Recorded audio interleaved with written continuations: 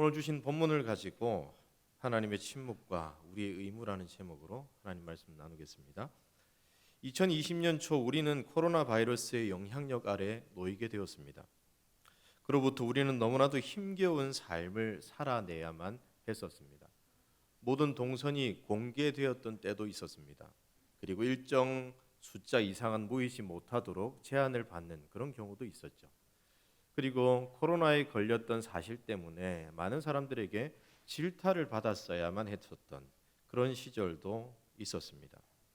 무엇보다도 방역 수칙을 지키는 것에 대한 피로감이 너무나도 컸던 3년의 세월이었습니다. 그리고 혹시나 내가 감염자이지 않을까, 그리고 나도 모르는 사이에 감염이 되어서 많은 사람들에게 폐해를 끼치는 그런 결과가 오지는 않을까 염려들이 많이 있었습니다. 이 일을 겪으면서 교회는 온라인 예배라고 하는 전혀 새로운 방식의 예배를 드리기 시작했습니다.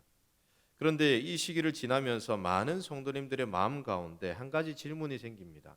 그 질문은 바로 하나님은 왜 지금 이 시간 침묵하고 계시는가 하는 질문입니다.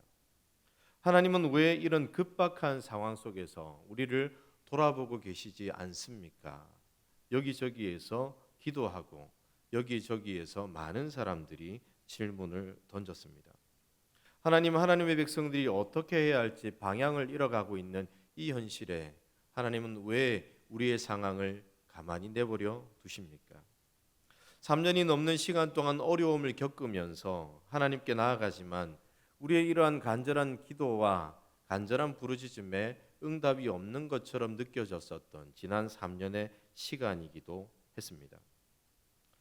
오늘 이렇게 하나님께서 침묵하시는 듯 보이는 시간 속에서 그렇다면 하나님의 백성들은 어떤 시선을 가지고 어떤 믿음으로 나아가야 할지 오늘 말씀을 통하여서 생각해 보기를 원합니다. 오늘 우리가 읽은 이 본문은 바벨탑 사건 이후에 하나님께서 그 다음의 이야기를 어떻게 이어가시는지를 보여주시는 장면입니다. 우리가 잘 알고 있는 이 바벨탑 사건은 하나님께서 허락하신 복과 은혜를 누리고서도 하나님과 상관없이 내 힘과 능력으로 살아보겠다고 그렇게 선언하고 그 길을 따라 나선 에덴 동산에서의 죄가 또 한 번 반복되었던 죄이기도 합니다. 이 사건으로 인하여서 하나님께서는 하나였던 언어를 흩으십니다. 하나로 뭉칠 수 있는 가장 큰 능력을 그들에게서 빼앗으십니다.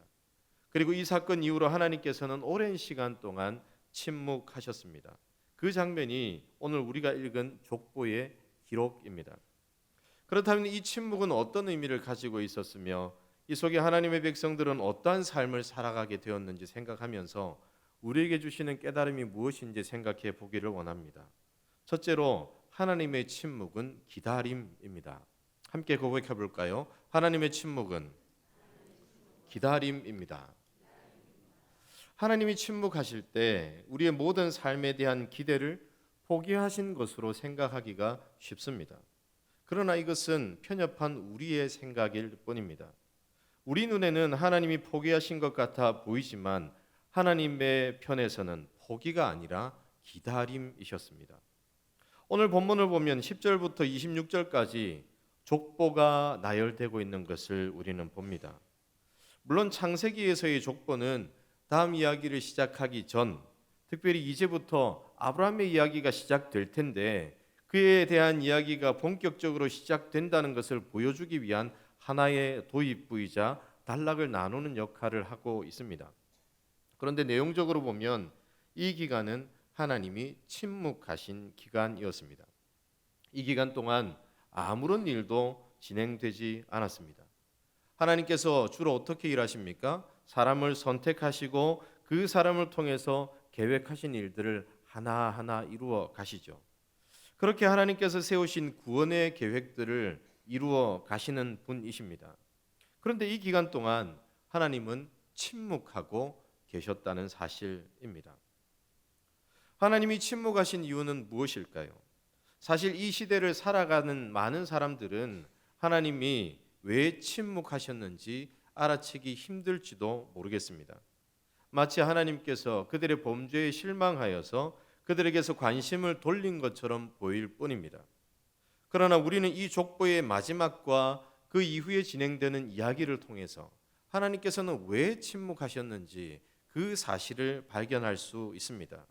족보의 마지막은 이렇게 기록하고 있습니다. 함께 11장 26절의 말씀 읽겠습니다. 시작.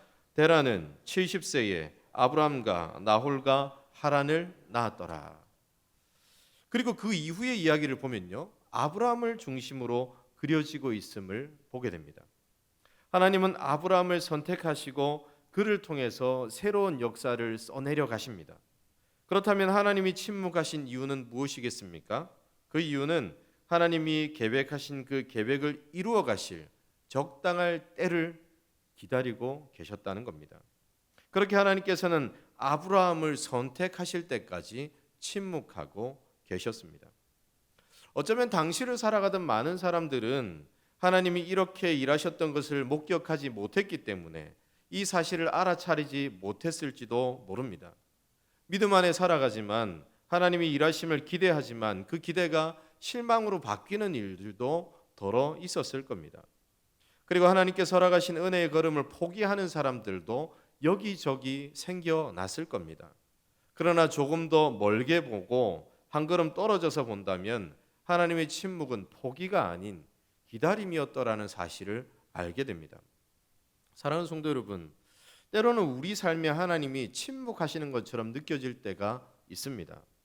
아무리 하나님께 부르짖어도 기다릴 만큼 기다렸다고 생각을 해도 하나님은 계속 침묵하시는 것처럼 느껴질 때가 있습니다.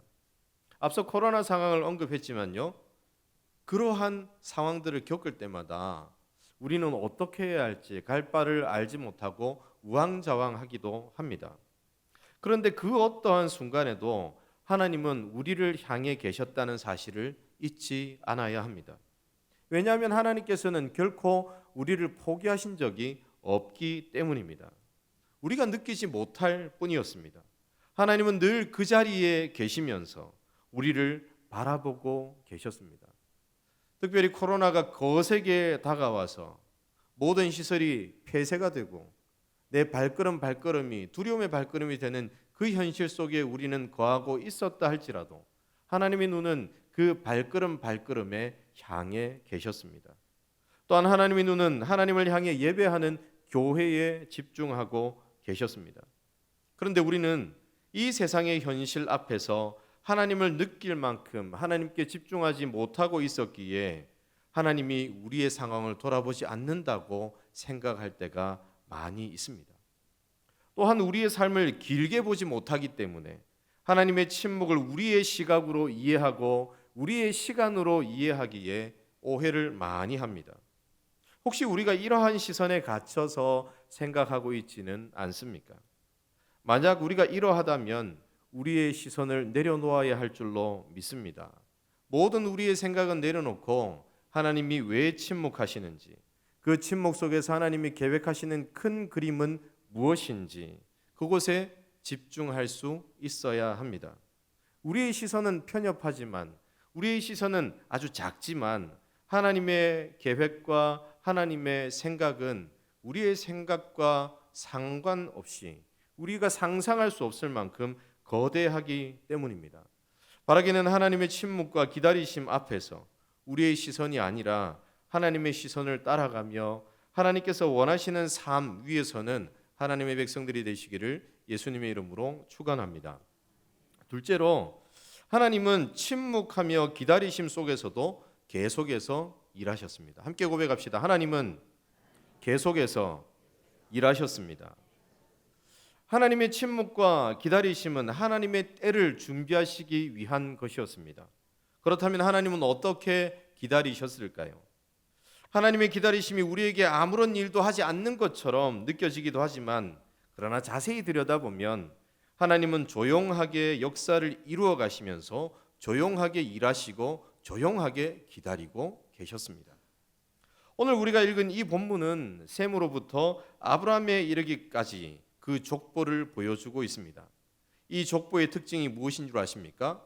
세대와 세대는 끊어지지 않고 계속해서 이어져 가고 있다는 사실입니다. 아버지 때에 경험한 하나님을 그의 자손들에게 가르쳐 줍니다. 아버지 때에 경험한 하나님의 살게 하시는 은혜를 아들의 세대와 손자의 세대도 경험하게 했다는 사실입니다. 이 속에서 하나님이 조용하게 일하시며 각 세대의 사람들을 돌보시고 있었다는 사실을 발견하게 됩니다. 여전히 사람들은 태어납니다. 여전히 후손들을 통하여서 그들의 미래에 소망이 생기고 하나님께서 어떻게 일하실지 기대하는 기대가 생깁니다. 끊어지지 않게 하십니다. 우리는 일반적으로 우리 삶에 일어나는 잔잔한 평범함, 그러한 일상들, 당연한 것으로 생각할 때가 있습니다. 크게 성공하는 것은 아니지만 적당하고 평범하게 직장 생활하는 삶, 적당한 때에 누군가를 만나서 결혼하는 것, 그리고 자녀를 낳고 기르는 것, 이 모든 것이 평범해서인지 당연하게 여겨질 때가 있습니다. 우리는 하나님으로부터 오는 큰 복과 큰 은혜와 큰 인도하심이 없으면 그저 당연한 삶을 살았다라고 생각하고 그 평범함 속에 일하시는 하나님을 발견하지 못할 때가 많이 있습니다. 그런데 여러분, 우리에게 큰 복이 없더라도 커다란 하나님의 인도하심이 없다고 할지라도 평범하게 주어지는 모든 것이 은혜인 줄로 믿습니다. 그 평범함 속에 하나님은 일하고 계시는 줄로 믿습니다. 만약 이러한 잔잔한 삶의 은혜가 없다면 우리의 일상적인 삶도 소망이 없을지 모릅니다. 그런데 이러한 평범함이 그 삶이 이어지는 장면이 바로 셈으로부터 아브라함에 이르기까지 기록되어져 있는 족보의 내용이라는 겁니다. 그들의 세대와 세대 속에서 하나님은 조용하게 일하셨습니다. 조용하게 그들의 삶을 평범하게 이끌고 가셨습니다. 이 평범함의 은혜를 받은 그들은 누구입니까? 하나님 앞에서 또다시 범죄를 저질렀던 사람들입니다. 또다시 하나님처럼 높아지기를 원했고 하나님으로부터 오는 모든 은혜를 경험할 때의 감사와 영광을 돌리는 삶을 버렸던 사람들입니다. 노아의 홍수 이후에 다시 살게 하셨던 그 은혜가 그들 가운데 있었음에도 불구하고 그 은혜로 살아가기보다도 내가 힘껏 열심을 다해 하나님을 넘어서 보겠다고 결단했던 무리들의 삶이 있었고 그 후손들의 삶입니다. 그럼에도 불구하고 하나님을 전혀 생각하지 않던 그들의 삶 가운데 평범함의 은혜를 더하셨습니다. 이런 죄인들의 실패 역사에도 불구하고 하나님은 포기하지 않으십니다. 그 속에서 여전히 하나님을 향해 있는 사람들을 선택하십니다. 그리고 그들을 통하여서 조용하게 역사를 이어가십니다. 하나님께서는 그들의 삶을 버려두지 않으시고 너희는 이제 실패했으니 또 다른 것으로 새로운 민족을 세우리라 말씀하지 않으시고 평범함 속에서 조용히 계속해서 일하셨습니다. 그렇게 하나님께서 허락하신 약속들을 계속해서 이루어 가십니다. 사랑하는 성도 여러분, 하나님께서 우리 인생 가운데 침묵하지만 여전히 우리 삶 속에 조용히 일하시고 계시는 줄로 믿습니다. 은혜라고 하는 찬양이 있습니다. 여러분 다 아시죠? 은혜. 제가 작년에 이 찬양을 통하여서 많은 은혜를 경험했는데요. 찬양의 가사가 이렇습니다. 내가 누려왔던 모든 것들이, 내가 지나왔던 모든 시간이, 내가 걸어왔던 모든 순간이 당연한 것 아니라 은혜였소. 아침 해가 뜨고 저녁의 노을, 봄의 꽃향기와 가을의 열매, 변하는 계절의 모든 순간이 당연한 것 아니라 은혜였소. 2절도 이렇습니다.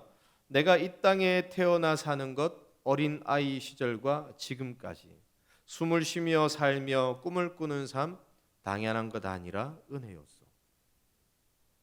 내가 하나님의 자녀로 살며 오늘 찬양하고 예배하는 삶 또한 복음을 전할 수 있는 축복이 모두 당연한 것 아니라 은혜였어. 이 찬양 중에서 내가 이 땅에 태어나 사는 것, 어린아이 시절부터 지금까지 숨을 쉬고 꿈을 꾸는 모든 삶, 사실 우리가 느끼지 못하는 평범한 일상입니다. 그러나 이 모든 것이 어떻다고요? 당연한 것이 아니라 은혜입니다. 이러한 하나님의 은혜가 있기에 미래를 그릴 수 있고 소망할 수 있었습니다. 그 속에서 하나님은 조용하게 일하셨습니다. 우리가 눈치채지 못하였을 뿐입니다. 하나님은 여전히 우리의 삶에 잔잔하게 개입하시고 우리의 삶을 이끌어가고 계셨습니다. 우리의 지나왔던 3년의 코로나 일상은 어떠하였습니까? 물론 증상이 있고 확진되었던 분들이 여기저기에 계셨을 겁니다. 그러나 이 상황 속에서 사실 감염되지 않으신 분들도 많이 있었습니다. 그분들의 일상적인 삶, 평범한 삶이 바로 하나님의 은혜 속에 있는 삶인 줄로 믿습니다. 그 은혜로, 그 평범함의 이끄심으로 이 모든 어려움을 지났습니다. 바라기는 이러한 하나님을 매 순간 발견하고 그 속에서 하나님의 살게 하심을 경험하여 그 평범한 은혜로 하나님께서 우리를 어떻게 이끄시는지 바라보고 그 속에서 위로를 얻는 우리의 삶이 되기를 예수님의 이름으로 축원합니다. 그렇다면 여러분, 하나님은 침묵하며 기다리시며 우리 삶에 조용하게 일하시는데 이렇게 일하시는 하나님을 경험한 우리들은 어떠한 삶을 살아내어야 하겠습니까?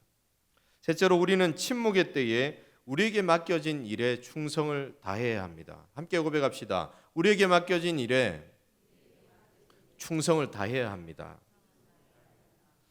우리는 하나님이 침묵하시며 기다리실 때 우리도 하나님처럼 침묵하며 기다리는 과오를 범할 때가 있습니다.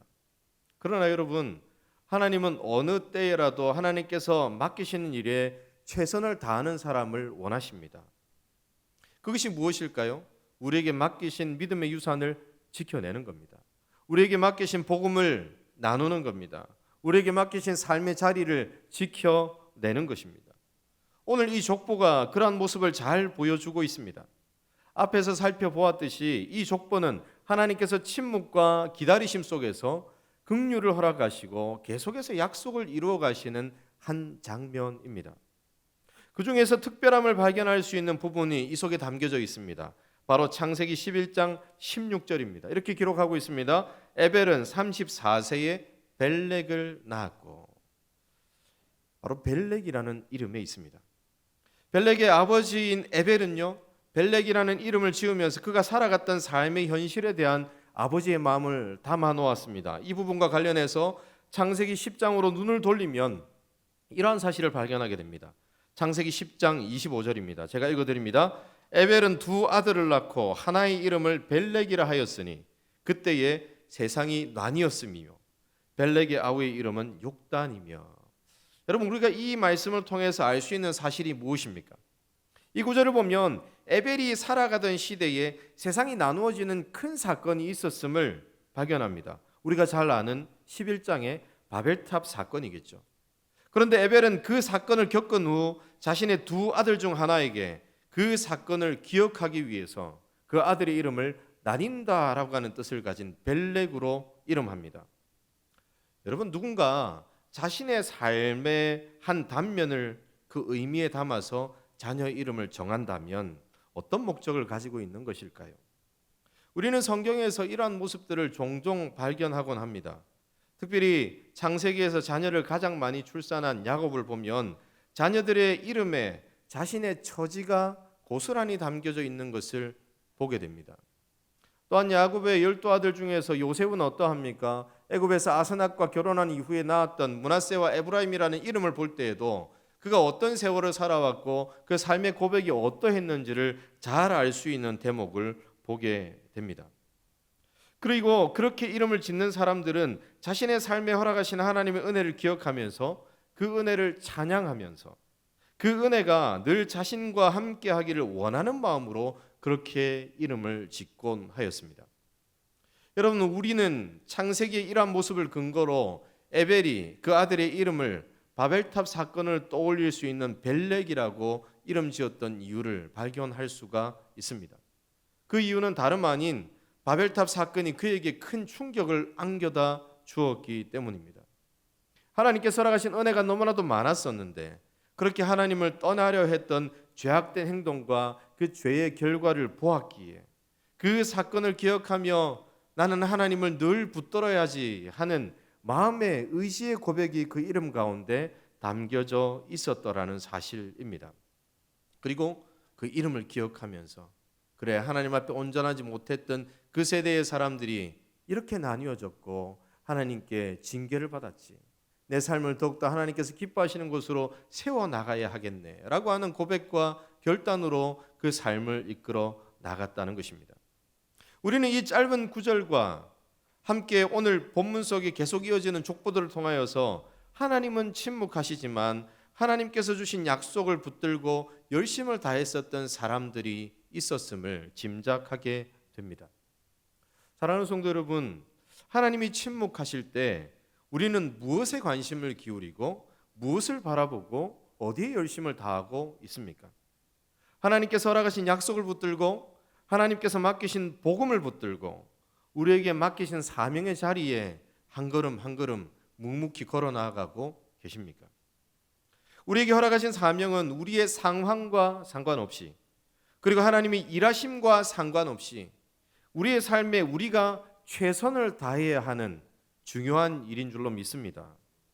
그렇게 최선을 다하다 보면 하나님께서 계획하신 때가 되어서 하나님이 준비케 하시는 사람들을 통해서, 그리고 우리가 열심을 다했던 그 열매들이 함께 모아져서 아름다운 결과를 맺게 되는 것을 우리는 종종 경험하게 됩니다. 특별히 우리는 코로나라고 하는 아주 긴 어려움을 겪었습니다. 분명히 이 모든 일들이 하나님의 허락하심 속에 일어난 일임은 분명합니다. 어느 것도 하나님의 손을 통과하지 않은 채 갑작스럽게 주어지는 일은 없습니다. 모든 것을 알고 계셨고 모든 것을 하나님의 손을 통과하여 일어난 일이었습니다. 그런데 하나님은 이러한 상황을 허락하시고서는 침묵하시는 것 같습니다. 그래서 우리는 많이 걱정스럽고 당혹스럽습니다. 그래서 하나님이 어떤 계획을 가지고 계신지 그 일하심이 보일 때까지 숨죽이고 기다리려 합니다. 모든 것이 끝나서 물러날 때까지, 모든 것이 사라질 때까지 마냥 기다리려고만 합니다. 그러나 여러분, 이 급박한 상황 속에서 하나님은 침묵하시고 조용히 계시는 것 같지만 우리들에게 맡기신 일들이 있습니다. 우리는 이 상황과 상관없이, 하나님이 어떻게 일하실지와 상관없이 우리에게 맡기신 일들에 충성을 다해야 할 줄로 믿습니다. 예배를 세워야 하죠. 소그룹을 다시 세워야 합니다. 양육도 튼튼하게 해야 합니다. 그리고 우리에게 맡기신 복음의 사명을 계속해서 온전하게 감당해야 합니다. 우리의 연약함이 있지만 하나님께서 언제 어떻게 일하실지 우리는 그 시간은 알지 못하지만 우리에게 맡기신 일들을 묵묵히 감당하며 한 걸음 한 걸음 나아갈 때 하나님께서 계획하신 때가 되어 나의 이 한 걸음 한 걸음이 크게 사용될 수 있다는 기대를 가지시고 하나님을 바라보는 우리들이 되기를 원합니다. 바라기는 하나님이 침묵하시며 기다리실 때 우리에게 맡기신 일에 충성을 다하며 하나님의 때를 기다리는 우리 모든 하나님의 백성이 되시기를 예수님의 이름으로 축원합니다. 말씀을 마무리합니다. 우리의 역사 속에서 하나님은 때때로 침묵하실 때가 있습니다.